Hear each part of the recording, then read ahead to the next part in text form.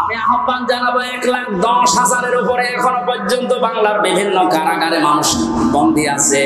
এর ভেতরে আমার মনে হয় 100 জনের 70 জনই তার মামলা সম্পর্কে আমার মতো জানি না। আমি যেমন 3 বছর পরে মুক্তি পেয়েছি, ওরাও দেখবেন 3-5 বছর 10 বছর পরে এমনি মুক্তি পেয়ে যাবে। শেষে প্রমাণ করবে আদালত যে এ নির্দোষ, কোনো দোষ পেলাম না। তাহলে 10 বছর নষ্ট করলেন কেন? আমার যে ধারণা, বাস্তবে আমার মনে হয় যত মানুষ বেকসুর খালাস পাবে, এর সাথে যে পুলিশ জড়িত, যে কর্মকর্তা জড়িত, যে বিচারপতি জড়িত, এতদিন আপনি রায় দিলেন না কেন? বলেন আমার হাত বাঁধা। হাইকোর্টের বিচারপতি যদি বলে আমার হাত বাঁধা, চেয়ারে বসার দরকার কি? ভ্যান চালিয়ে খান। যে 228 জনের মাত্র একটা হাত খোলা ছিল, বাকি সব বাঁধা ছিল। আমার বিচারপতি আমার এই কথাই বলতো, হুজুর কি করবো, এতদিন হাত বাঁধা ছিল, এখন হাত খুলে গেছে, এজন্য কোনো কিছু দেখতে পাই না। আমার মামলাটা এভাবে দেখার পরে বলছে কি নিয়ে বিচার করব, কোনো মান নেই, খালাস দিয়ে দিল। ওনার যেমন হাত খোলা, এখন ন্যায় বিচার করার সাহস পাচ্ছে, শক্তি পাচ্ছে। সারা দেশে যত চেয়ার আছে, কারো হাত আমরা বাধা দেখতে চাই না, সব খোলা দেখতে চাই। কালকে আমার রাতে ছিল চৌগাছা, ওসি সাহেব এসে আমার সাথে খাবার খাবে বলে আকাঙ্ক্ষা পেশ করি যে আমি খাবার খাবো। দেখা করার পরে বলছো, হুজুর আমি আপনাকে থানায় এই কয় বছর আসতে দেইনি, আমার মাফ করে দেন। আমার কিছু করার নেই, আমার হাত বাঁধা ছিল। শুরু হয়েছে না এদেশের 1628 জন যে বলছে, আমি হিসাব করে করে দেখেছি 64 জেলার 64টা ডিসি, এসপি, এএসপি, টিওনো, ওসি, এমপি, মন্ত্রী, উপজেলা চেয়ারম্যান, মেয়র, এগুলো হিসাব করে মিলাবেন, দেখবেন কলম খাতা দিয়ে 1628 জন হবে।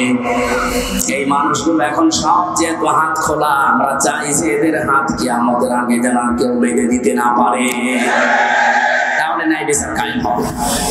আর পরিপূর্ণ যদি দেখতে চান তাহলে কোরআন লাগবে। কথা বলেন না কেন? অনেকে প্রশ্ন করে, কয়েকদিন আগে আপনি সিঙ্গাপুরে, মালয়েশিয়া গেলেন, ওখানে তো কোরআনের আইন চলে না, ওখানে তো ন্যায় বিচার আছে। হ্যাঁ আছে, 100 ভাগ নেই। ওরাও আন্দাজের উপরে মানুষের কথা শুনে অনেক অবিচার করে, আমি নিজে দেখেছি। কারণ ন্যায় বিচার কায়েম করার জন্য এইটার বিকল্প পৃথিবীতে কিছু নেই। আমান হাকামা বিহি আদালা, যারা কোরআন দিয়ে বিচার করে এরা ন্যায় বিচার কায়েম করতে পারে। সুতরাং পৃথিবীর যেখানে এইটা কায়েম না হবে, 100 ভাগ আপনি ন্যায় বিচার পাবেন না। 53 বছর তো দেখতে পেলেন, এই যে মাওলানা আজিজুর রহমান মুরব্বী বসে আছে, 53টা বছরই হয়তো উনি দেখেছে, ওনার বয়সটা দেখছি। বাবা চালিয়েছে উনি দেখেছে, স্বামী চালিয়েছে উনি দেখেছে, চাচা চালিয়েছে উনি দেখেছে। আমাদের তো 92 সালে জন্ম, চাচা পর্যন্ত মনে হয় আমি পাইনি, কিন্তু বুবুরটা ভাবিকটা তো দেখলাম। কথা বলছেন না কেন? 53 বছরে কি হয়েছে সব দেখতে পেলাম, বিশেষ করে এই 2 ট্রাম। কাঙ্ক্ষিত মানের কি আসে তা তো সবই দেখেছি, কারণ মুখে মুখে খালি বুড়ি ওড়েছে, উন্নয়নের মহাসড়কে দেশ চলছে। এজন্য আহ্বান জানাচ্ছি, এখন শুধু বাকি আছে এইটা দিয়ে দেশ চললে কেমন দেখা যায়। এটা দিয়ে যেন বাংলার 56,000 বর্গ মাইল চলে, আর কেমন দেখা যায় এটা দেখে মরা খুব ইচ্ছা আমার। আর কার ইচ্ছা আছে এটা দেখতে হাত তোলেন তো, লিল্লাহি তাকবীর। আন্দাজে হাত তুলবেন না, সামনে কিন্তু আসছে এটা দেখা। লিল্লাহি তাকবীর।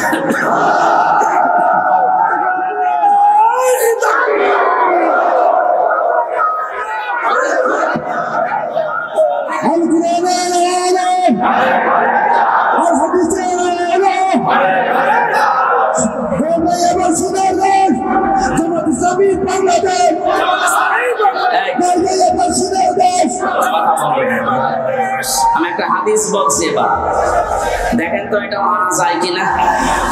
না, 98 ভাগ সঠিক আর 2 ভাগ সমস্যা আছে নাকি? এদেশে এক দরবেশ বলে না যে কোরআনেও সমস্যা আছে, মেজর না বলে নাই দরবেশে? আমি এখন যে হাদিস বলছি কি 98 ভাগ না 100 ভাগ সত্য? 100 ভাগ সত্য যদি বিশ্বাস করেন মানবেন তো? عن أبي هريرة رضي الله تعالى عنه قال قال النبي صلى الله عليه وسلم এক কথা বলেন কেন? কথা বন্ধ করেন। এটা গুরুত্বপূর্ণ বিষয়, ভালো করে শুনেন, শুনতে পারলে হবে। বসেন। মান ইত্তাবাআল হুদা বিগাইরিল কুরআন আদাল্লাহুল্লাহ। তিরমিজি শরীফের হাদিস। যে 6টা গ্রন্থ হাদিসের অথেন্টিক আছে তার ভিতরে এটা একটা। আল্লাহর নবী জানিয়েছেন এই পৃথিবীতে কোরআন বাদ দিয়ে কেউ যদি কোনো জায়গায় ভালো হওয়ার নিয়তেও যায়, আল্লাহ নিজে দায়িত্ব নিয়ে তাকে গোমরা বানিয়ে দেয়। আর আমরা জানি গোমরা মানুষ যাবে কোথায়? ধরে জোর হলো না, বলেন আর একবার। এবার হাদিসের বাস্তব ব্যাখ্যা শুনেন। আলহামদুলিল্লাহি রাব্বিল মাশরিকাইন ওয়া রাব্বিল মাগরিবাইন আল্লাযী খালাকা কুল্লা শাইইন যাওজাইন ওয়া জাবা আলাইনাল ইহসানা বিল ওয়ালিদাইন ونشهد أن لا إله إلا الله وحده لا شريك له ونشهد أن محمدا عبده ورسوله سيد الكونين صلى الله عليه وعلى آله وأصحابه وأتباعه أجمعين لا إله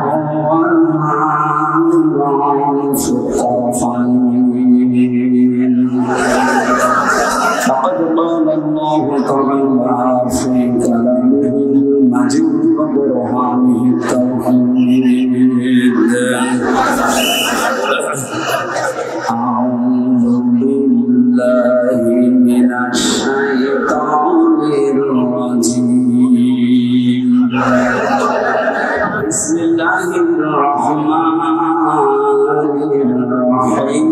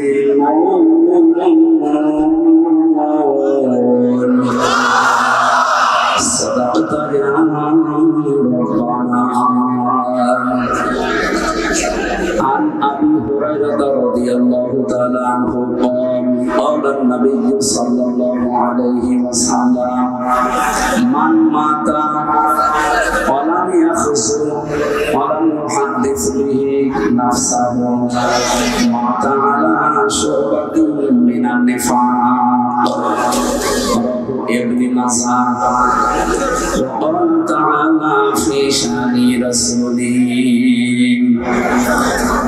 وما زادهم إلا إيمانا وتسليما اللهم صل على سيدنا مولانا পোস্টার আছে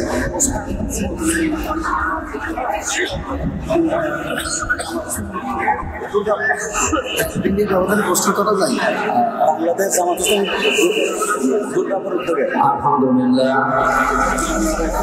বাংলাদেশের ঐতিহ্যবাহী জেলা যশোর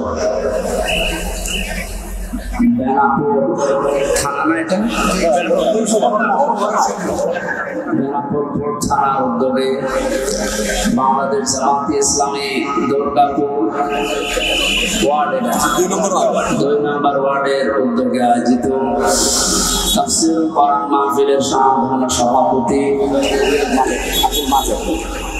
জনাব আব্দুল মাজিদ আতাল্লাহু আমরাহু ওয়া বারাকাল্লাহু ফি হায়াতি। মাহফিলের প্রধান অতিথি শাইখুল মাশায়েখ বিশিষ্ট ইসলামী চিন্তাবিদ, শিক্ষাবিদ, আমাদের অভিভাবক জনাব মাওলানা আজিজুর রহমান, কর্ম পরিষদ সদস্য বাংলাদেশ জামাতে ইসলামী কেন্দ্রীয় কমিটি। এখানে বসা আছেন যশোর পশ্চিমের বাংলাদেশ জামাতে ইসলামীর জেলা আমির মাওলানা হাবিবুর রহমান দামাত বারাকাতুহুল আলিয়া। এতক্ষণ পর্যন্ত যারা এখানে আলোচনা রেখেছে, আপনাদের এই মাহফিলে যার উদ্দেশ্যে, যার মাধ্যমে এসেছি, আপনাদের এলাকার সন্তান ইসলামিক চিন্তাবিদ জনাব মাওলানা এনামুল হাসান বিন নূর, আলোচনা রেখেছেন মাওলানা রবিউল ইসলাম। আমার আগে যারা কথা বলছিলেন আপনারা দেখেছেন যশোরের কৃতি সন্তান ইসলাম সঙ্গীত শিল্পী শ্রদ্ধাভাজন ব্যক্তিত্ব বড় ভাই জনাব কবির বিন সামাদ আতাল্লাহু আমরাহু ওয়া বারাকাল্লাহু ফি হায়াতি। এর আগে সুরের জগতে মাতিয়ে রেখেছিলেন যশোরের কৃতি সন্তান ইসলামিক সঙ্গীত শিল্পী বিশিষ্ট আইনজীবী জনাব অ্যাডভোকেট রকমুজ্জামান রকম ভাই। মঞ্চে বসা আছেন অথবা এলাকার সর্বজন শ্রদ্ধাভাজন ব্যক্তিবর্গ। একটা একটা করে নাম বললে অনেক সময় যাবে, আমাদের হাতে সময় কম। আমরা একবারেই সবার জন্য দোয়া চাচ্ছি, দোয়া করছি। আল্লাহ যার যা ঈমান আমল আছে সে অনুযায়ী দুনিয়া আখিরাতে তার সম্মান মর্যাদা যেন আরো বাড়িয়ে দেন, বলেন আমিন। সামনে বসা মুসলমান ভাইরা, পর্দার আড়ালের সম্মানিত মা এবং বোনেরা, প্রশাসনের ভাইরা, প্রাণ প্রিয় যশোরবাসী, আল্লাহর দরবারে শুকরিয়া জানাচ্ছি যিনি একটা বিশাল পাথর আমাদের বুকের উপর থেকে নামিয়ে দিয়েছেন। জবান খুলে বলেন আলহামদুলিল্লাহ। এটা যে একটা নিয়ামত, এটা মানেন তো? অনেকে এখনো পর্যন্ত নিয়ামত স্বীকার করতে রাজি না। তারা তো আসলে টের পায়নি, তারা তো বেহেশতে ছিল। এই কারণে ওরা যে নিয়ামত এটা এখনো মানে না, বলে না এটা একটা গজব। হ্যাঁ, ওয়ালা ইয়াজিদু যালিমিনা ইল্লা খাসারা। জালেমদের জন্য দিন যত যাবে এই দেশে এখন তাদের ক্ষতি বৃদ্ধি হতে থাকবে। কারণ কি, আননাজিলু মিনাল কুরআনি মা হুয়া শিফাউ ওয়া রাহমাতুল লিল মুমিনিন। এই কোরআনে কারীম নাযিল করার ধারাবাহিকতায় আল্লাহ এমন এমন বিধান দিয়েছেন যেগুলো মুমিনদের জন্য শিফা, রোগ মুক্তির কারণ। ব্যক্তি, পরিবার, সমাজ এবং রাষ্ট্রে যে রোগগুলো আছে কোরআনে কারীম দিয়ে আগামীতে সবগুলো সংশোধন করা হবে ইনশাআল্লাহ। বৈষম্য বিরোধী ছাত্র আন্দোলনে যারা শরীক হয়েছে, জীবন দিয়েছে, আহত অবস্থায় এখন হাসপাতালে আছে প্রায় ৭০০-র উপরে, আমি জানি ৭৫০-র উপরে প্রায় মারা গেছে দেশে। না, মারা যায়, শহীদ হয়েছে, মারা গেছে। যে মানুষগুলো জীবন দিয়ে গেল, অনেকে এখনো পর্যন্ত স্বীকার করে না যে এরা শহীদ। আপনি ভুল পথে আছেন। জালেমের জুলুমের সামনে নিজের জীবনটা পর্যন্ত যে লোকটা দিতে পারে সে শহীদ হবে নাকি আরেকবার মরে দেখারও লাগবে? কোরআনে কারীম জানিয়েছে, ওয়ালা তাকুলু লিমান ইউকতালু ফি সাবিলিল্লাহি আমওয়াত বাল আহয়াউ ওয়ালাকিন লা তাশউরুন। সূরা বাকারার ১৫৪ নম্বর আয়াতে আছে। তাফসীরে ইবনে কাসির আর ফিসিলাতুল কোরআন দেখবেন, ব্যাখ্যা লেখা আছে। আল্লাহ পাক বলেন, মুখ দিয়ে কোনোদিন কথা বলবি না। যেহেতু মানুষ মুখ দিয়ে কথা বলে, এজন্য মুখের উপর আল্লাহ নোটিশ দিয়েছেন। শুধু একজন দুইজনকে না, ওয়ালা তাকুলু, এটা বহু বচন। কেউ এ কথা বলার সাহস করবে না, কোনোদিন বলবে না যারা আমি আল্লাহর জন্য জীবন দিয়েছি এরা মারা গেছে। বরং এরা জীবিত, কিন্তু তোরা টের পাস না। এতটুকু আল্লাহ শেষ করেননি। আল্লাহ পাক বলেন মানুষ মুখ দিয়ে কথা বলে, এরপরে অন্তর দিয়ে ধারণা করে। এই জন্য ধারণার উপর আল্লাহ দিয়েছেন নোটিশ। ওয়ালা তাহসাবান্নাল্লাযীনা কুতিলু ফি সাবিলিল্লাহি আমওয়াতা বাল আহইয়াউন ইনদা রাব্বিহিম ইরযাকুন। সূরা আলে ইমরানের 159 নম্বর ও 70 নম্বর আয়াতে আছে রব্বুল আলামিন বলেন ধারণাও করবে না কোনোদিন মনে মনে যারা শহীদ হয়েছে, এরা মারা গেছে, না এটা ধারণা করা যাবে না। এত মর্যাদা আল্লাহ তাদেরকে দিয়েছেন। মাওলানা রবিউল ইসলাম এখন মরার দরকার নেই, যদি মরে ঈমান নিয়েও যদি মারা যায়, এটা এখন যুবক মানুষ এখন বাঁচবে, ছাড়ের কথা বলবে, এমনি কয়েকদিন পর মরে যাবে। উনি যদি ঈমান নিয়েও মারা যায়, কয়েকদিন আগে হজ করে এসেছি তো আলহাজ জাহাঙ্গীর আলম প্রফেসর মাহমুদ, উনি যেন মারা যায় ঈমান নিয়ে মারা গেল, কবরে রেখে আসবেন, ঘুমিয়ে পড়বে, কিয়ামতের আগে উঠবে, এর আগে আর খবর নেই, এতটুকু শেষ। কিন্তু শহীদ আবু সাঈদ, শহীদ আল্লামা দেলাওয়ার হোসাইন সাঈদী রহমাতুল্লাহ আলাইহি 90 সালে ময়দানে তিনি একবার এসেছিলেন। এখন চলছে 24 সাল। এই 34 বছরের ভেতরে এখানে আর কোরআনের কথা এভাবে মনে হয়নি।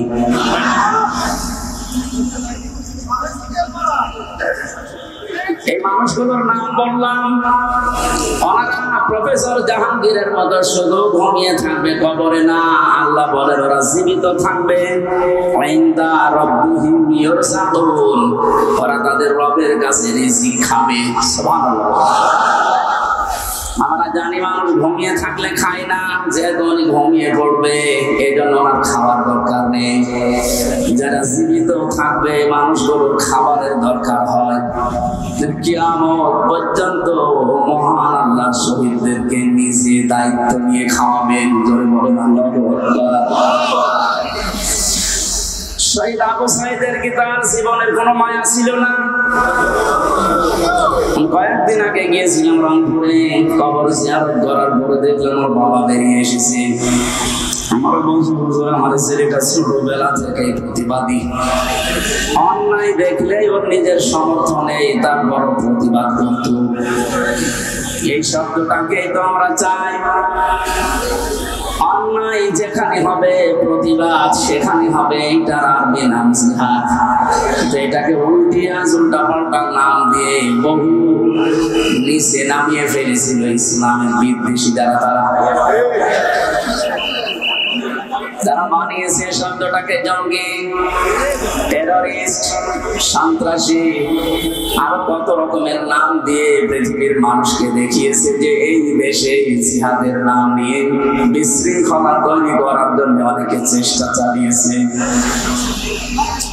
এরা সবচেয়ে বেশি ভূমিকা পালন যারা করেছে, আমি নাম নিয়ে বলি, কাউন্টার টেররিজমের ওই সময়ের যে প্রধান ছিল মনিরুল ইসলাম।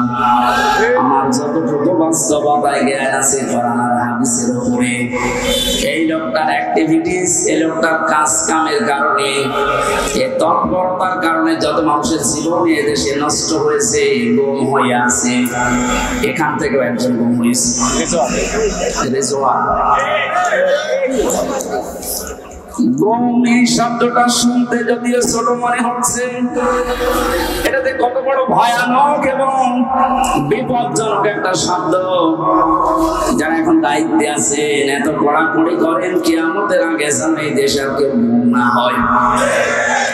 আর আমরা চাই গুম শব্দের সাথে যারা জড়িত ছিলেন একটাকেও যেন ছাড়া না হয়।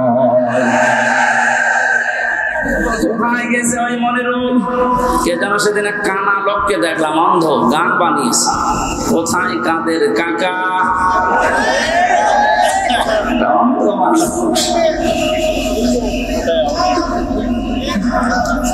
সুতরাং আমরা চাই গমের সাথে যারা জড়িত ছিলেন, আয়না ঘর বানিয়ে যারা মানুষকে একদিন 2 দিন না 8 বছর 10 বছর পর্যন্ত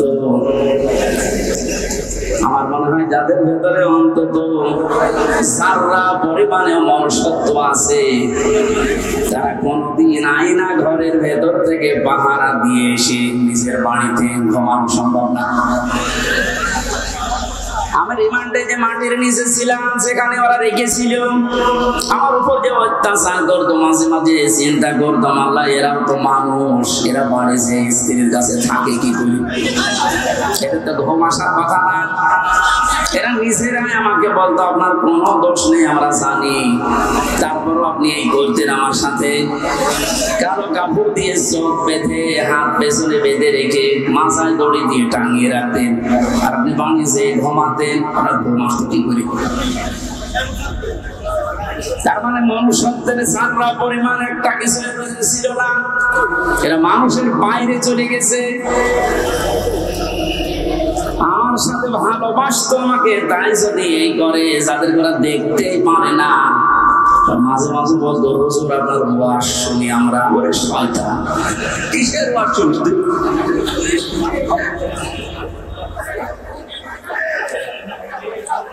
আমি এখান থেকে একটা মেসেজ দিতে যাচ্ছি যেহেতু রেকর্ড হচ্ছে, আর শুধুমাত্র হারুন, বিপ্লব, বেনজির এদেরকে নিয়ে আলোচনা হচ্ছে না, আলোচনা বেশি হওয়া দরকার এটা মনের মুখে নিয়ে। বহু মানুষের জীবনে লোকটা নষ্ট করেছে এই জঙ্গি নাটক সাজিয়ে, বিশ্বের কাজে দেখাতে চেয়েছে হ্যাঁ এদেশে এরকম কিছু আছে। 2 টাকা খরচ হলে সেখানে 20 টাকা রাষ্ট্রের খরচ করেছে। এই লোকটা শাস্তি হওয়া দরকার, নয়তো সামনে এরকম বহু শয়তান পেতে আছে, ওরা এসে আবার এটা চালু করবে।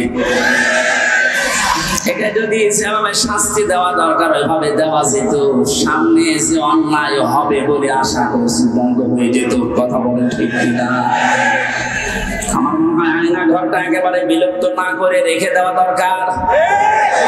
তাম পৃথিবীর মানুষেরা কিয়ামত পর্যন্ত এই পৃথিবীতে যারা আসবে, বাংলাদেশে যারা দেখতে আসবে, এরা যেন দেখে বোঝে যে এই দুনিয়ায় বাংলাদেশ নামক যে দেশ ছিল, এ দেশে একটা জালেম ছিল।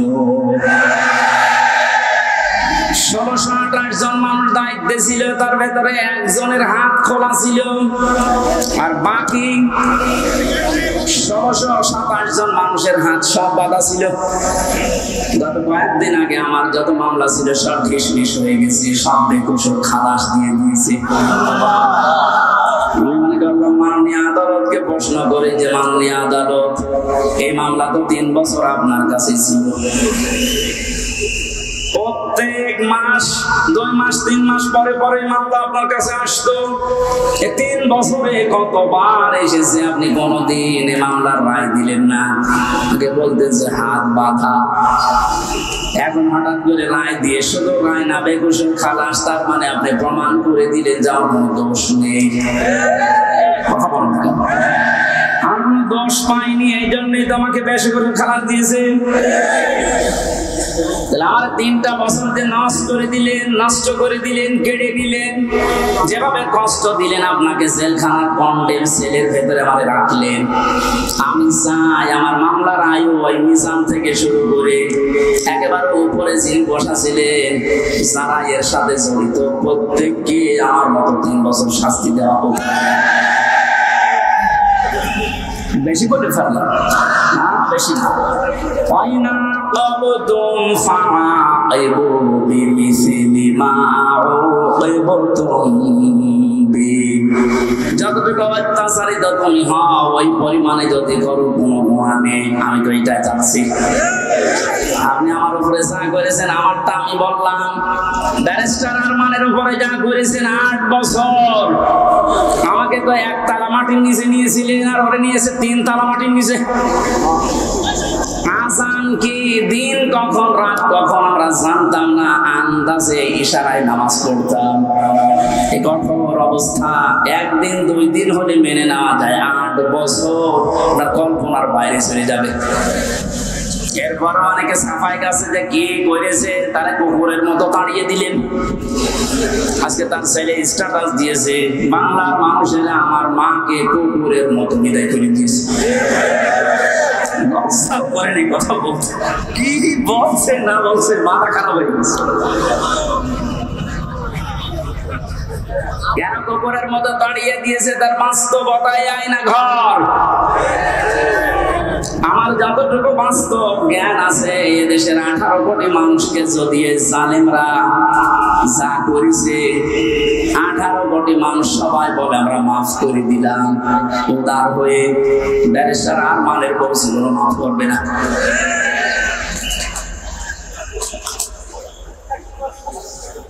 যে লোকটা নিজের জীবন এভাবে দিয়ে শাহাদাত বরণ করলেন, বাংলার হাজার হাজার মানুষকে মুক্ত করার জন্য মুখ খুলে কথা বলা, বুক ফুলিয়ে বেড়ানো, এই সুযোগ যিনি করে দেওয়ার জন্য উৎসাহ দিলেন শহীদ আবু সাঈদ। তাকে পর্যন্ত অনেকে শহীদ বলতে রাজি না, বলছে আত্মহত্যা করেছে। মানুষ কি অবস্থায় ছিলেন 16 বছর আপনি টের পাননি? আপনি টের পাবেন কি করে? আপনি তো বাতিলের 5টা গোলামি করেছেন। আমাকেও বলেছিল কুষ্টিয়া ভার্সিটিতে ওলামা লীগের সেক্রেটারি তোমারে বানাবো, শুধু আমাদের উন্নয়নমূলক কাজগুলো তুলে ধরবা। কি উন্নয়ন করেছেন আপনি? শুধু মোড়ে মোড়ে মানুষের ছবি আর মূর্তি। কত হাজার কোটি টাকা খরচ করে এগুলো বানালেন, কি হয়েছে? 5 তারিখে 1:30টার সময় পালালেন, 5টা বাজতে বাজতে দেশের একটা জায়গাও আমি আর দেখলাম না। আছে দুই এক জায়গায় দেখেছি একটু সিটা ফোটা, ওই রংপুরের এলাকায়, ওখানে আবার উপরে লিখে দিয়েছে চোর। কি অপমান করলে আপনি অপমান হবেন? এখন পর্যন্ত যদি কেউ জালেমের সাফাই গানের মাসলুমের পক্ষে কথা না বলেন, আপনি আর এক জালেম। শহীদ আবু সাঈদ যেটা করে দেখিয়েছে, শহীদ মুগ্ধ ভাই, ইয়ামিন ভাই, রায়হান ভাই 1750 উপরে জীবন দিয়েছে এই দেশে 5 তারিখের রাত পর্যন্ত। যারা এগুলো জীবন দিয়ে গেল, উৎসাহ দিয়ে হাজারো মানুষকে, লক্ষ মানুষকে রাস্তায় নামিয়ে জালেমকে বিদায় দিল। আল্লাহ প্রত্যেককে শাহাদাতের সর্বোচ্চ মাকাম যেন দান করে। কোনদিনে কথা বলবেন না ওরা মারা গেছে, ধারণাও করবেন না। বৈষম্য বিরোধী ছাত্র আন্দোলন করতে গিয়ে যে 9 দফা আমি দেখতে পেয়েছিলাম, এর 2 নাম্বার যে দফা ছিল রাষ্ট্র সংস্কার করবে, তারা শুরু হয়ে গেছে অলরেডি। আমরা আহ্বান জানাবো যারা দায়িত্বে আছেন, ইমিডিয়েটলি সকাল আসতে আসতে যেন শুনি বাংলার 1628টা চেয়ারের আগের কেউ নেই, সব নতুন এসেছে। এটা এত জরুরি এখন, কারণ এগুলো সব ছিল জালেমদের দোষর। জালেমের একান্ত ক্ষমতা ছিল না, এগুলো সব সাহায্য করেছে। যতগুলো কারাগারে আলেমদেরকে সব চাইতে বেশি শাস্তি দিয়েছে, তার ভেতরে কাশিমপুরের হাই সিকিউরিটি। এটা এরা হুজুর দেখলে, আলেম দেখলে, একামতের দিনের লোক দেখলে ওদের বৃদ্ধি বেড়ে যেত। অন্যান্য মানুষ মার্ডার করে এসেছে, তারা সারাদিন ঘুরে বেড়ায়। আর আমার মূল্যচুরি মামলা 24 ঘন্টা ফাঁসির কন্ডেম সেলের ভেতরে তালা লাগিয়ে রাখে, এরপর আবার সিসি ক্যামেরা দিয়ে রাখে। আমার সাথে কেউ কোনো কথা বলে, এমনি মুখ দিয়ে কথা বের হচ্ছে, ভেতরে কত সালা বলেন তো আমার। আমি আহ্বান জানাবো, 1,10,000-এর উপরে এখনো পর্যন্ত বাংলার বিভিন্ন কারাগারে মানুষ বন্দী আছে। এর ভেতরে আমার মনে হয় 100 জনের 70 জনই তার মামলা সম্পর্কে আমার মতো জানি না। আমি যেমন 3 বছর পরে মুক্তি পেয়েছি, ওরাও দেখবেন 3-5 বছর 10 বছর পরে এমনি মুক্তি পেয়ে যাবে। শেষে প্রমাণ করবে আদালত যে এ নির্দোষ, কোনো দোষ পেলাম না। তাহলে 10 বছর নষ্ট করলেন কেন? আমার যে ধারণা, বাস্তবে আমার মনে হয় যত মানুষ বেকসুর খালাস পাবে, এর সাথে যে পুলিশ জড়িত, যে কর্মকর্তা জড়িত, যে বিচারপতি জড়িত, এতদিন আপনি রায় দিলেন না কেন? বলেন আমার হাত বাঁধা। হাইকোর্টের বিচারপতি যদি বলে আমার হাত বাঁধা, চেয়ারে বসার দরকার কি? ভ্যান চালিয়ে খান। যেহেতু 1628 জনের মাত্র একটা হাত খোলা ছিল, বাকি সব বাঁধা ছিল। আমার বিচারপতি আমার এই কথাই বলতো, হুজুর কি করবো, এতদিন হাত বাঁধা ছিল, এখন হাত খুলে গেছে, এজন্য কোনো কিছু দেখতে পাই না। আমার মামলাটা এভাবে দেখার পরে বলছে কি দিয়ে বিচার করবো, কোনো মাল নেই, খালাস দিয়ে। ওনার যেমন হাত খোলা, এখন ন্যায় বিচার করার সাহস পাচ্ছে, শক্তি পাচ্ছে। সারা দেশে যত চেয়ার আছে, কারো হাত আমরা বাধা দেখতে চাই না, সব খোলা দেখতে চাই। কালকে আমার রাতে ছিল চৌগাছা, ওসি সাহেব এসে আমার সাথে খাবার খাবে বলে আকাঙ্ক্ষা পেশ করি যে আমি খাবার খাবো। দেখা করার পরে বলছে, হুজুর আমি আপনাকে থানায় এই কয় বছর আসতে দেইনি, আমার মাফ করে দেন। আমার কিছু করার নেই, আমার হাত বাঁধা ছিল।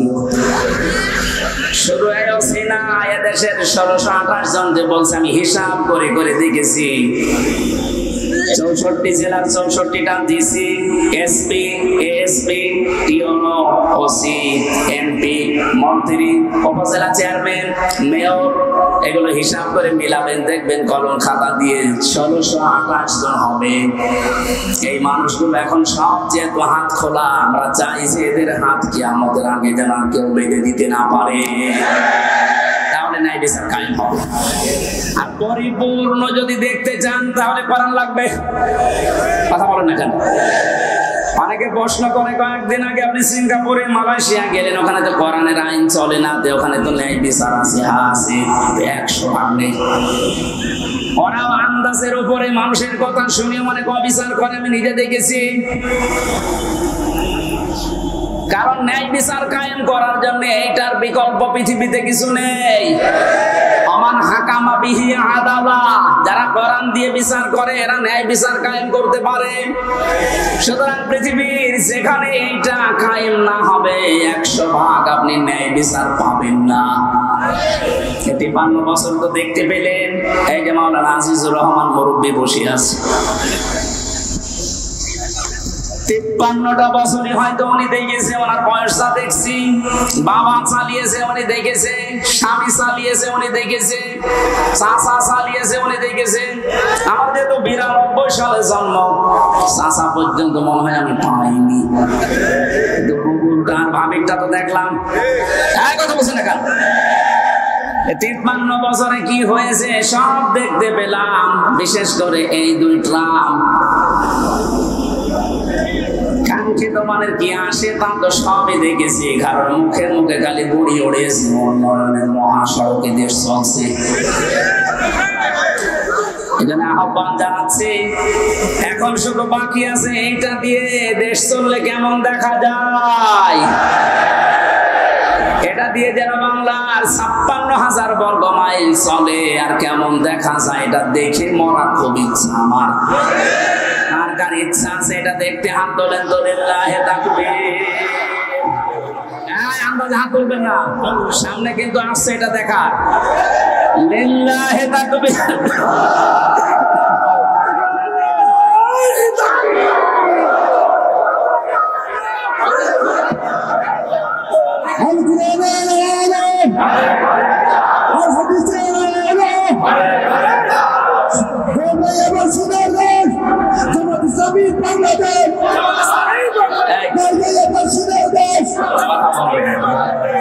আমি একটা হাদিস বলছি, এবার দেখেন তো এটা মানা যায় কিনা। না, 98% সঠিক, আর 2% সমস্যা আছে নাকি? এদেশে এক দরবেশ বলে নাই যে কোরআনেও সমস্যা আছে, এতে মেজর না, বলে নাই দরবেশে? আমি এখন যে হাদিস বলছি কি 98% না 100% সত্য? 100% সত্য যদি বিশ্বাস করেন, মানবেন তো? عن أبي هريرة رضي الله تعالى عنه قال قال النبي صلى الله عليه وسلم। এই কথা বলেন কেন? কথা বন্ধ করেন। এটা গুরুত্বপূর্ণ বিষয়, ভালো করে শুনেন, শুনতে পারলে হবে। বসেন। মানে তাবাল হুদা বিগাইরিল কুরআন আদাল্লাহুল্লাহ। তিরমিজি শরীফের হাদিস, যে 6টা গ্রন্থ হাদিসের অথেন্টিক আছে তার ভিতরে এটা একটা। আল্লাহর নবী জানিয়েছেন এই পৃথিবীতে কোরআন বাদ দিয়ে কেউ যদি কোন জায়গায় ভালো হওয়ার নিয়তেও যায়, আল্লাহ নিজে দায়িত্ব নিয়ে তাকে গোমরা বানিয়ে দেয়। আর আমরা জানি গোমরা মানুষ যাবে কোথায়? ধরে জোর হলো না, বলেন আর একবার। এবার হাদিসের বাস্তব ব্যাখ্যা শোনেন। কোরআন যেখানে নেই, এখানে যদি আপনি ভালো হওয়ার নিয়তেও চান, আপনাকে খারাপ বানানোর দায়িত্ব হামজার। তাহলে দল্লায়া দিল দিত, আপনি নিজেই নিজেকে খারাপ বানিয়ে ফেলেছেন। এটা যেহেতু ভাবে ইফাম থেকে এসেছে, বাংলা অর্থ দাঁড়িয়েছে আপনি হয়তো ভালো হওয়ার নিয়তে কোনো জায়গায় গিয়েছিলেন, কিন্তু সেখানে কোরআন ছিল না, কোরআনের কর্মসূচি চলে না, আপনি গেলেন কেন সেখানে? এই জন্য আল্লাহ নিজে দায়িত্ব নিয়ে আপনাকে গোমরা বানাবে, আর গোমরা মানুষ যাবে। সুতরাং আজকের এই ময়দানে গরমে শুধু আসা না, কঠিন একটা সিদ্ধান্ত নিয়ে যাওয়া লাগবে। কোরআন যেখানে নেই, ওই দরবার যদি আমার বাবাও কায়েম করে, ও দরবারে আমি নেই। কোরআন যে রাজনৈতিক দলে নেই, যাদের কর্মসূচিতে কোরআন নেই, ও রাজনৈতিক দলের প্রতিষ্ঠাতা যদি আমার বাবাও হয়, আমি ওই দলে নেই। কারা কারা এটা মানতে পারবেন দেখি? আন্দাজ হাত তুলবে না কিন্তু। দেখেন তো, হাত বলে নিকে দেখেন তো।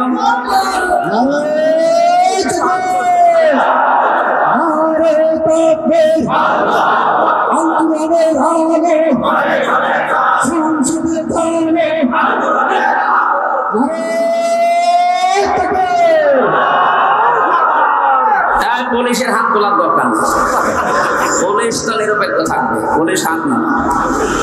তারপর আপনাদের কোরআনের পক্ষে থাকা লাগবে। আপনি কি জাহান্নামী হতে চান? এটা আমি আর কি করার জন্য, খেলা করার জন্য বলি না। কোরআন যেখানে নেই, সে দল হোক। যদি জামাতে ইসলামী বাংলাদেশের ভেতরে কোরআন না থাকে, কোরআনের কর্মসূচি না থাকে, এই দলে থাকা, এখানে সাপোর্ট করা হারাম। বলেন। কিন্তু কোরআন যদি থাকে, কোরআনের কর্মসূচি থাকে, ওখানে সাপোর্ট করা, রায় দেওয়া, ভোট দেওয়া, সমর্থন দেওয়া, সুপারিশ করা ফরজ, নামাজের মতো ফরজ। বলেন। আমার মনে হয় মাহফিল আজকে হয়ে গেছে, যদি আপনি মেনে নিতে পারেন তাহলে মোনাজাত করে দিই। কেউ ওয়াজ করব আর। আজকে আমরা তেলাওয়াত করেছি গুরুত্বপূর্ণ একটা আয়াত, সূরা আলে ইমরানের 102 নম্বর আয়াত। আমরা তো জন্মের পর থেকে আয়াতটা শুনছি, কিন্তু 3টা বিষয়ের ভেতর আল্লাহ এমন ভাবে সাজিয়েছেন, যেহেতু তাফসীরুল কোরআন মাহফিল লিখেছেন, আমরা হক আদায় করার একটু চেষ্টা চালাচ্ছি ইনশাআল্লাহ। জবান খুলে আগে একটু তেলাওয়াত করেন। আউযু বিল্লাহি মিনাশ শাইতানির রাজিম। বিসমিল্লাহির রহমানির রহিম। ইয়া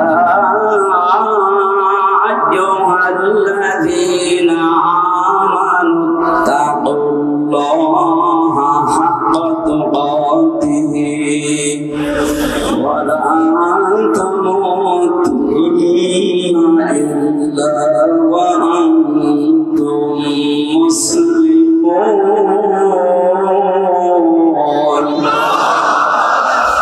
সূরা আলে ইমরান নামকরণ আছে, ঐতিহাসিক প্রেক্ষাপট আছে, বাস্তবতার কিছু শিক্ষা আছে। সবগুলো বলতে গেলে আবার আসান হয়ে যাবে। আমি কিন্তু এখান থেকে যে শিক্ষাগুলো বের করতে পেরেছি, ওইগুলো আপনাদেরকে আমি শোনাচ্ছি। আল্লাহ প্রথমেই ডাক দিয়েছেন শুধু ঈমানদারকে। এই আয়াতের মুখাতাব যারা, তারা ঈমানদার। কোন বেঈমান এই আয়াতের ভেতরে নেই। এখানে যদি কোনো বেঈমান থাকেন, আপনি চলে যান। দেখেন তো কোনটা যাচ্ছে না, এটা না। বেঈমানের আর ইমানের কি পার্থক্য? মানে আমি যে ইমানদার এটা বোঝা যাবে কখন? ইদা সাল্লাতকা হাসানাতুকা ওয়া সাআতকা সাইয়্যাতুকা ফাআনতা মুমিন। সাহাবী প্রশ্ন করলেন, হে নবী, আমার যে ঈমান আছে আমি কিভাবে টের পাবো? বিশ্ব নবী বলেন, যখন তোমার ভালো কাজগুলো তোমাকে আনন্দ দেবে, অন্যায় কাজ দেখলেই তোমার কষ্ট লাগবে, তখন বুঝবে যে তোমার ঈমান আছে। এই বেনাপোলে এমন মানুষ আমি পেয়েছি, ভালো কাজ দেখলে করলে ওর আনন্দ লাগে না, কষ্ট লাগতো। এই ময়দানে এনামুল হাসান আমার মাহফিল নিয়েছিল, এখানে যিনি ওই সময় দায়িত্বে ছিল, কি অপূর্ব নাকি নাম যেন, সে যে হাসান হোক, এতটুকু মনে আছে আমার। লোকটা আমার নিজে জানিয়েছে, আপনি যেন যশোর পার হবেন না, মানুষ দেশের বাবার। এখন মামলা খেয়েছে, এখন টের পাচ্ছে। অন্যায়ের ফেরেশতা দেখলাম, ফেরেশতা যদি ওরে ধরে ওর বাপ বলার সময় দেবে না।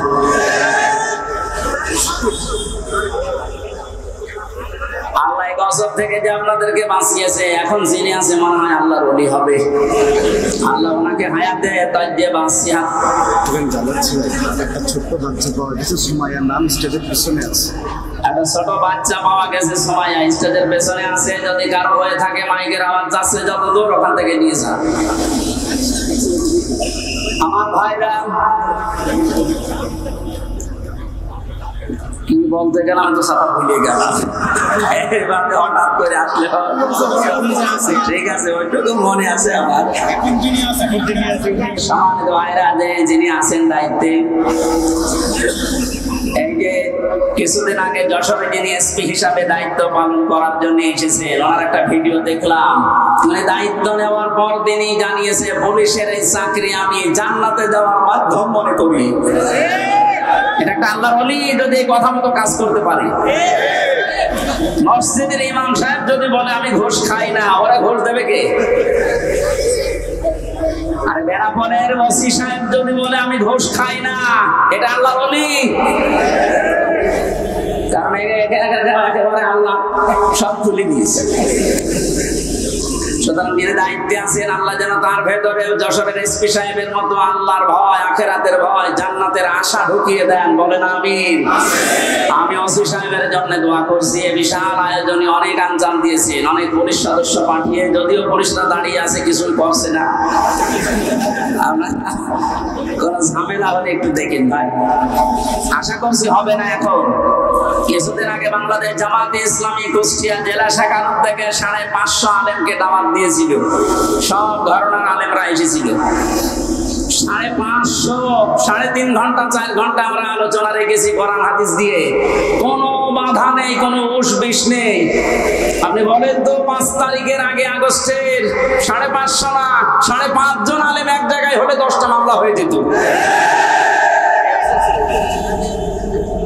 কোথা থেকে আল্লাহ কোথায় আমাদেরকে পৌঁছিয়ে দিয়েছে, এ নিয়ে আমাদের শুকরিয়া আদায় করা দরকার না? আসলে এই নিয়ামত ব্যয়ের শুকরিয়া আদায়ের মাধ্যম 3টা। আপনাদেরকে আমি খুব শর্টকাটে বলছি। পৃথিবীতে যে কোনো নিয়ামত যদি পান, নিয়ামতের যে শুকরিয়া আদায়, এতদিন শুনেছে যে আলহামদুলিল্লাহ বললেই হয়ে গেল না, এটা একটা বাক্য। এটা কি?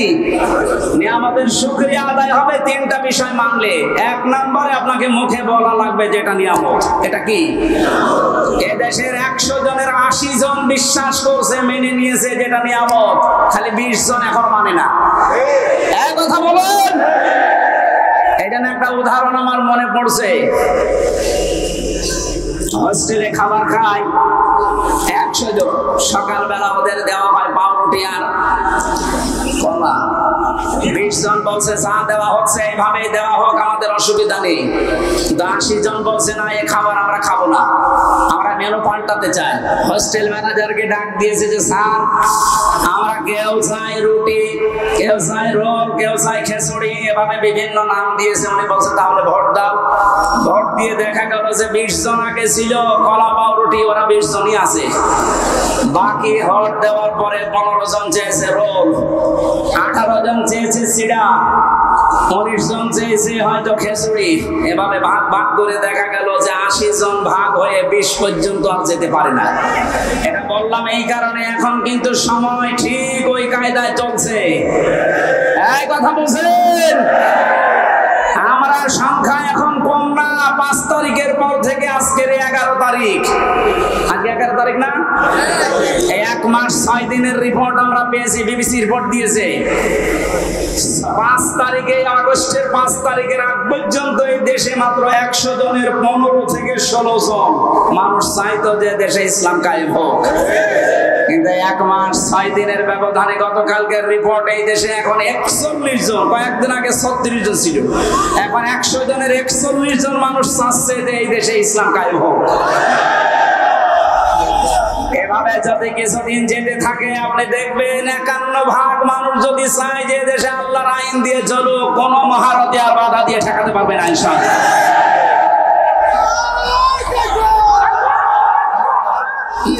আমার কথা শেষ হলো।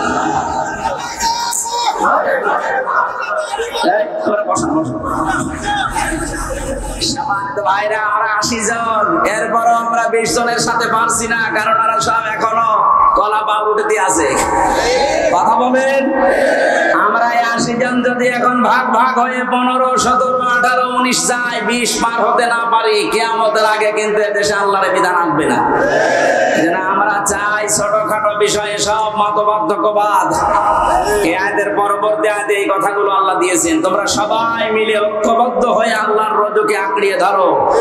মাওলানা মামুনুল হক হাফিজাহুল্লাহ 3 বছর আমার সাথে ছিল, পাশের রুমে। উনি মাঝে মাঝে আমার বলতেন, হামজা বাইরে ভাবতাম কি আর ভেতরে এসে দেখছি কি।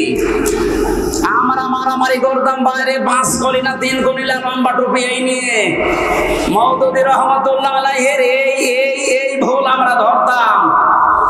কেউ হাত বাঁধা নিয়ে, কেউ মনাজাত নিয়ে ফতোয়াবাজি করতাম। আর এখানে এসে বাস্তবতায় কি দেখছি, বাইরে যদি যেতে পারি, কথা দিয়ে গেলাম তোমার সাথে, বাইরে যেতে পারলে সব ছোটখাটো বিষয় বাদ আমরা সব এখন আল্লাহর দ্বীনের জন্য এক হব। আমি দেখতে পাচ্ছি ইউনিয়নের কথা রাখতেছে, সব ঘরানার ইসলামী মাইন্ডের হোক আর যারা উদারপন্থী এই দেশে আছে, জালেম বাদ দিয়ে তারা সব এখন প্রায় এক হয়ে গেছে। যেহেতু এটা ফরজ উনি উপলব্ধি করেছে, উনি তো আর আমার মতো ছোটখাটো হুজুর না, শাইখুল হাদিসের বেটা শাইখুল হাদিস। এক কথা বলে দেখাও যে সিদ্ধান্ত উনি এগিয়ে এসেছেন। আর যেভাবে মানুষ ছাড়া দিচ্ছে এদেশের সব ইসলামপন্থী মানুষেরা, সামনে একটা সম্ভাবনা আমি দেখতে পাচ্ছি। ভেতরের অবস্থাটা বাইরে এসে এখন যেটা বুঝলাম, আমার আল্লাহ মনে হয় চাচ্ছেন যে তার কালাম দিয়ে আমাদের এই দেশটা চলুক। এই জন্য পাঠাতে হবে ডিপজলকে, মিশন সওদাগরকে, পরিমণিকে পাঠাবেন, যাকে মাওলানা আজিজুর রহমান। কথা বলে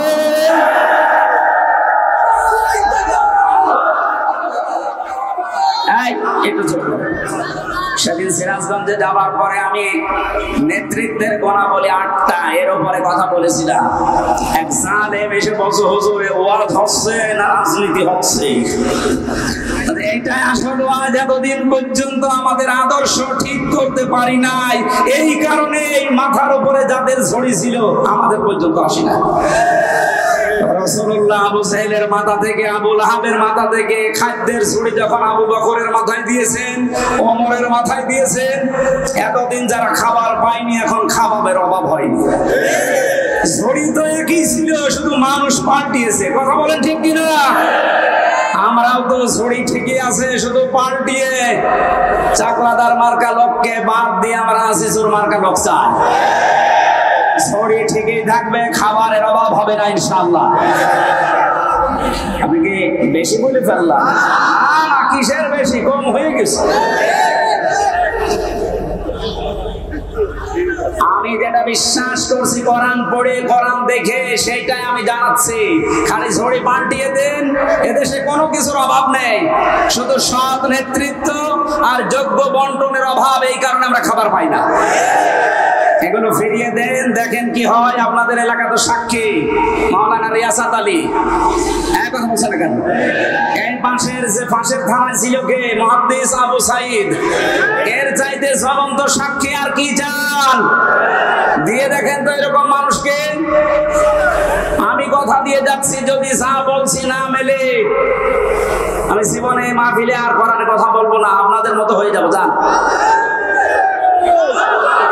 এই জন্য আল্লাহ ভালো কাজ দেখলে যদি আমাদের ভালো লাগে, আনন্দ লাগে, অন্যায় দেখলে যদি কষ্ট লাগে, দুঃখ পান, বুঝবেন যে আপনার ভেতরে আর যা থাক ঈমান আছে। এইরকম ঈমানদারকে আল্লাহ ডাক দিয়েছেন, ইত্তাকুল্লাহ, আমি আল্লাহকে ভয় করো। তাকওয়ার ব্যাখ্যা এতদিন পর্যন্ত কি শুনেছেন আমি জানি না। অনেকে মনে করে তাকওয়া মানে বিশাল জুব্বা গায়ে দিয়ে, পাগড়ি মাথায় দিয়ে, হাতে একটা তসবিহ নিয়ে শুধু ওই সারের মতো পান খাবেন।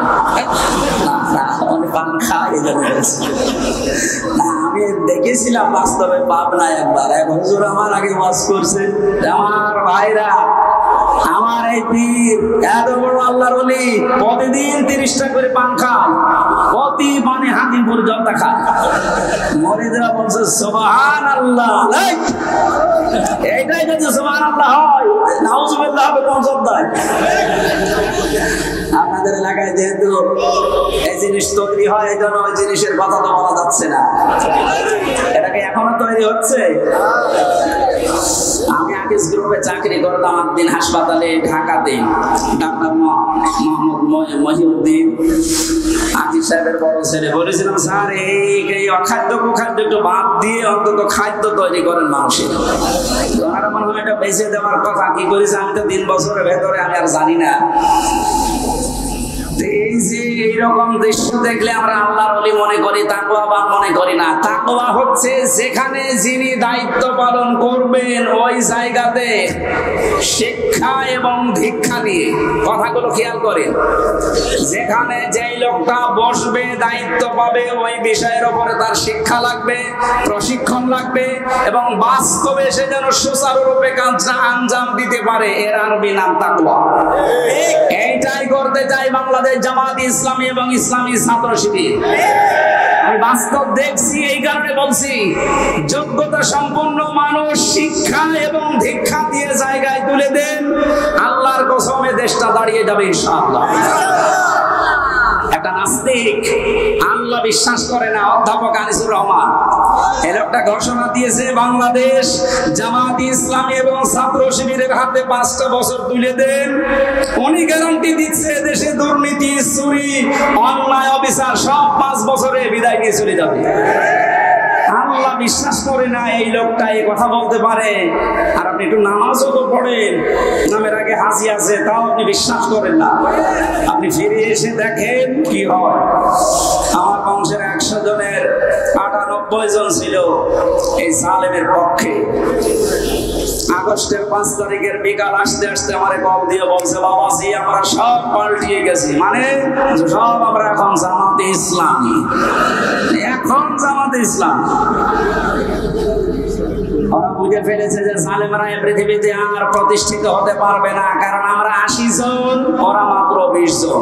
এই কথা বলেন না কেন? এখানে ছোটখাটো বিষয় নিয়ে আর গন্ডগোল করা যাবে না। সব বাদ, সব এখন আমরা এক হব। 80 জন যদি এক জায়গায় হতে পারি, সত্য কথা বলছি, কিয়ামতের আগে এদেশ থেকে আর কোন জালেম চেয়ারে বসতে পারবে না ইনশাআল্লাহ। আমাদের উচিত হচ্ছে তাকওয়ার যে ব্যাখ্যাটা আধুনিক বললাম, তাকওয়া মানে আল্লাহর ভয়, তাকওয়া মানে নিষিদ্ধ কাজ ছেড়ে দেওয়া আছে। আসল ব্যাখ্যা এইটা, আর এইটাই জামাত ইসলামী বুঝেছে।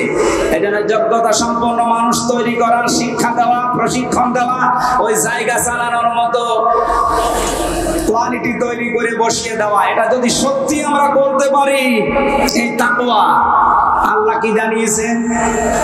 ওয়ালাউ আন্না আহলাল কুরা আমানু ওয়াত্তাকাউ লাফাতাহনা আলাইহিম বারাকাতিম মিনাস সামাই ওয়াল আরদ।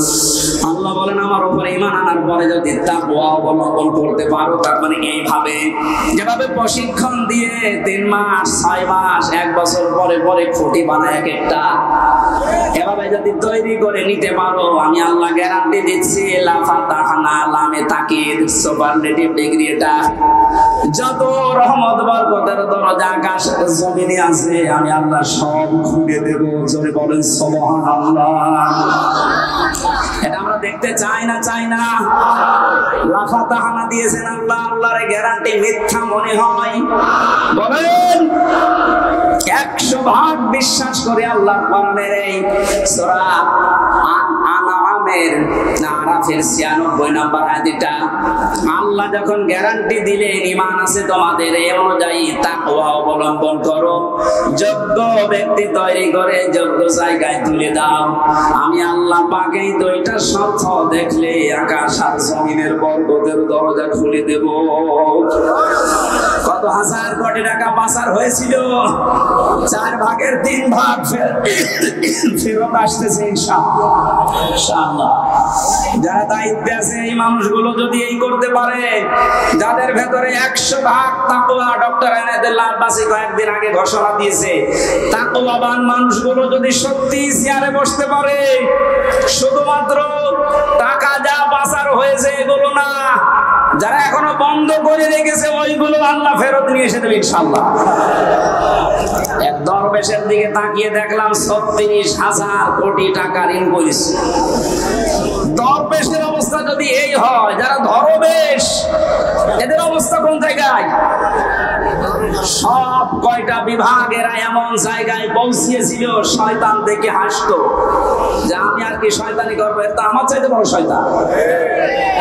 এখানে তারপর আমি এখানে 9টা ব্যাখ্যা পেয়েছি, সংক্ষেপ করছি, আপনারা একটু তাফসিরে ফি জিলালিল মারানটা একটু দেখবেন। এটা আমি জেলখানায় থাকতে বেশি বেশি স্টাডি করেছিলাম, এই জন্য রেফারেন্স হলো এখান থেকে বলা হয় বেশি। ওয়ালা তামুতুন্না, মৃত্যুবরণ করবা না, ইল্লা ওয়া আনতুম মুসলিমুন, যতক্ষণ মুসলমান হতে না পারো। এই ঘোষণা কার? আরো জোরে বলেন।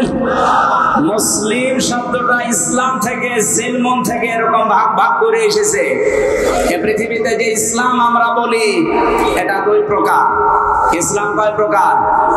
আরো জোরে বলেন। একটা ইসলাম হচ্ছে প্রাকৃতিক ইসলাম, আর একটা হচ্ছে শরীয়ী ইসলাম। প্রাকৃতিক ইসলাম এই যে আম গাছে আম ধরা, সূর্য যেদিকে উঠতেছে তৈরি হওয়ার পর থেকে কিয়ামত পর্যন্ত ওইভাবে ডুবতে থাকবে, এটা প্রাকৃতিক। এটা কি? এইটার দায়িত্ব আল্লাহ মানুষকে ছেড়ে দেয়নি। সারা জীবন চেষ্টা করলেও আপনি আম গাছে তার ধরাতে পারবেন? কারণ এই নিজাম, এই নিয়ম টাকার বলেন তো আল্লাহ ওটা কায়েম করে দিয়েছেন, কিয়ামত পর্যন্ত থাকবে। কিন্তু শরীয়ী ইসলাম যেটা কাগজে আল্লাহ দিয়েছেন, এই যে কোরআনের কাগজে, হাদিসের কাগজে, এই কাগজের ইসলাম জমিনে দাঁড় করানোর জন্য আল্লাহ পাক নিজে দায়িত্ব নেননি, এটা আমাদের উপরে ছেড়ে দিয়েছেন। এর আগেও আল্লাহ নেয়নি, এখনো নিচ্ছেন না, ভবিষ্যতেও নেবে না। হ্যাঁ, আমাদের অ্যাক্টিভিটিস দেখে আল্লাহ আমাদের হাতে তুলে দেবে।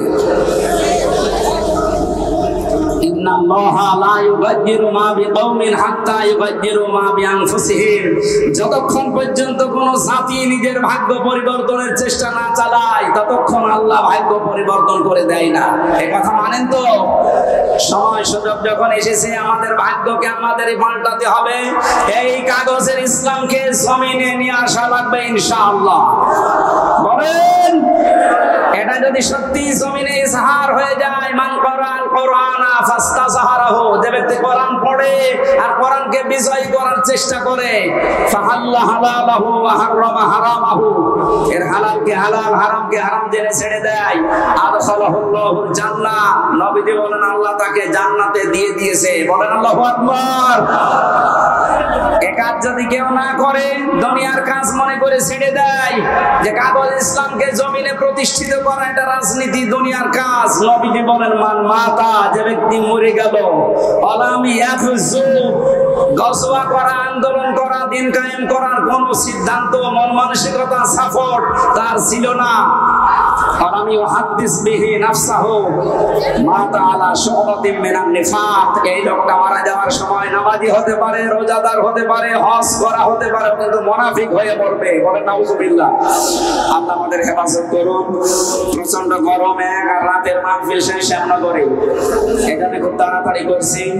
এত গরমে আমারও সহ্য হচ্ছে না। আগামীতে নিয়ে আসলে রাতের বেলায় নিয়ে আসেন, এসার পরে তুলে দিলে মারা কয়েক ঘন্টা কথা বলবো। রোহিতা আছে, এই সারের গ্রামে আছে কিছুদিন পরে 8 ডিসেম্বর রোহিতা মনিরামপুরে, এখানে যাবেন এসার পরে ইনশাআল্লাহ। না খুব কষ্ট হচ্ছে, আল্লাহুম্মা আমিন। লা ইলাহা ইল্লা আনতা সুবহানাক ইন্নী কুনতু মিনাজ জালিমিন।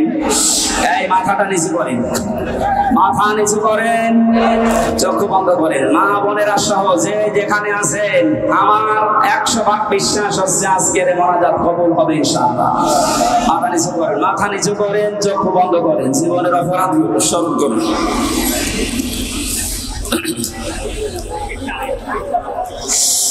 ربنا ظلمنا أنفسنا وإن لم تغفر لنا وترحمنا لنكونن من الخاسرين।